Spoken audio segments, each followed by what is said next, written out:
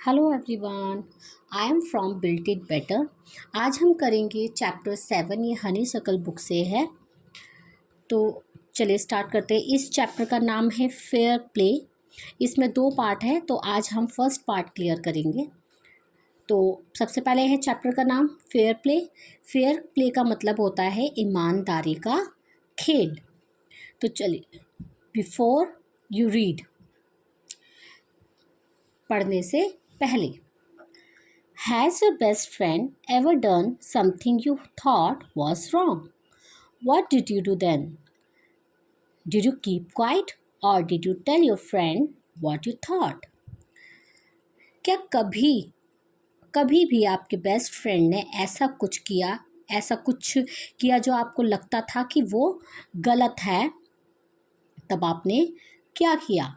क्या आप चुप रहे या उसके पास जाकर उसको समझाया कि हाँ तुमने ठीक किया या गलत?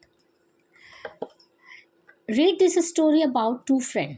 अब जो ये स्टोरी है ये हम पढ़ेंगे, ये 2 दोस्तों की कहानी है। Who had to decide what was more important, जिसको डिसाइड करना है कि क्या ज़्यादा ज़रूरी है, फ्रेंडशिप एंड एनिमिटी, मतलब दोस्ती ज़्यादा इम्पोर्टेंट है या दुश्मनी, और a sense of what is right and what is wrong, और क्या सही है और क्या गलत है। तो ये इनको डिसाइड करना है। किसको? 2 दोस्तों की कहानी है, 2 फ्रेंड्स की है। इनको ये डिसाइड करना है कि क्या ज़्यादा इम्पोर्टेंट है। चलिए स्टार्ट करते हैं। First, Jumman Sheikh and Algu Chaudhary were good friend. Jumman Sheikh और अलगू चौधरी बहुत अच्छे दोस्त थे। So strong was their bond of friendship that when either of them went away from the village, the other looked after his family. Jumman Sheikh और अलगू चौधरी क्या थे? बहुत अच्छे दोस्त थे। तो उनकी फ्रेंडशिप इतनी ज़्यादा स्ट्रॉन्ग थी कि अगर दोनों में से कोई भी गांव से कहीं दूर चला जाता था तो दूसरा उसकी फैमिली की देख रेख करता था। अगर सपोज़ जुम्मन कहीं चला गया है तो अलगू चौधरी उसकी फैमिली का ध्यान रखता था, और अलगू अगर कहीं चला गया है गांव से दूर तो जुम्मन उसकी फैमिली का ध्यान रखता था। Both of were greatly respected in the village. तो दोनों की ही गांव में भी काफ़ी इज्जत थी। Jumman had an old aunt who had sum property. Jumman की एक आंट थी, चाची थी, जिसके पास कुछ प्रॉपर्टी थी। This she transfer to him on the understanding that she would stay with him and he looked after her. तो जुम्मन की एक आंटी थी, उनके पास कुछ प्रॉपर्टी थी, तो उन्होंने इस साझेदारी से जुम्मन को वो प्रॉपर्टी ट्रांसफ़र कर दी कि वो उसका ख्याल रखेगा, और जो आंट है, जो चाची है, वो जुम्मन के साथ भी रहेगी। मतलब कि जुम्मन के पास जो उनके पास प्रॉपर्टी थी ना, वो उन्होंने जुम्मन को ट्रांसफ़र कर दी कि इस साझेदारी से कि वो जो आंट है वो जुम्मन के साथ रह सके और जुम्मन उसका अच्छे से ख्याल रख सके। The arrangement worked well for a couple of years. तो जो इन्होंने ये साझेदारी की ना, अरेंजमेंट किया, तो कुछ सालों, मतलब 2 साल तक तो ये बहुत अच्छे से चला, बहुत अच्छे से काम किया।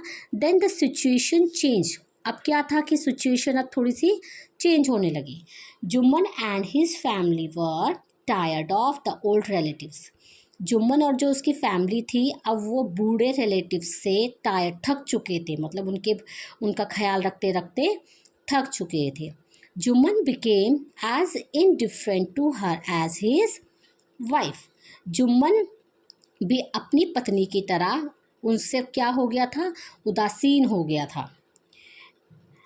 Who grudged even the little food that the old lady wanted every day. तो अब क्या था कि उनको ना देखिए ग्रज मीन्स होता है give unwillingly, he felt angry unhappy, मतलब थोड़ा बहुत जो भी खाना देते थे ना वो बूढ़ी आंट को हर रोज़, उसमें भी ना उससे भी वो अब ना खुश थे, मतलब गुस्से में देते थे। She swallowed these insult along with her food for a few months। तो जो भी थोड़ा बहुत उनको खाना मिलता था, एक तो टाइम पर नहीं मिलता था, तो जब भी कभी भी मिलता था तो उसको भी वो खाने के साथ निगल लेती थी खाने को। कुछ सालों तक तो ये सब चलता रहा, but patience has its limit. कुछ अब धैर्य धीरज, पेशेंस मतलब होता है धैर्य रखना, धीरज रखना, तो धैर्य धैर्य की भी अपनी एक लिमिट होती है।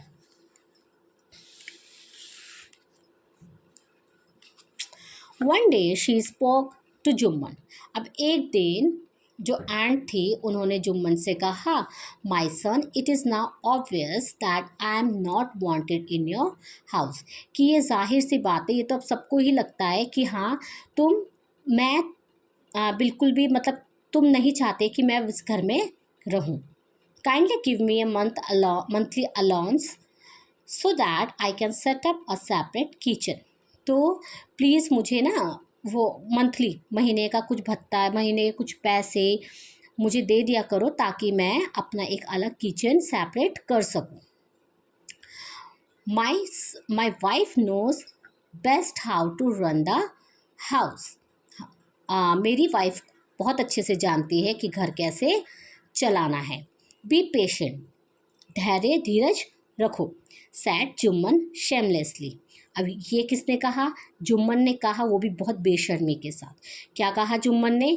कि मेरी वाइफ बहुत अच्छे से जानती है कि घर कैसे चलाना है, तुम धैर्य रखो। She made his aunt very angry and she decided to take her case to the village panchayat.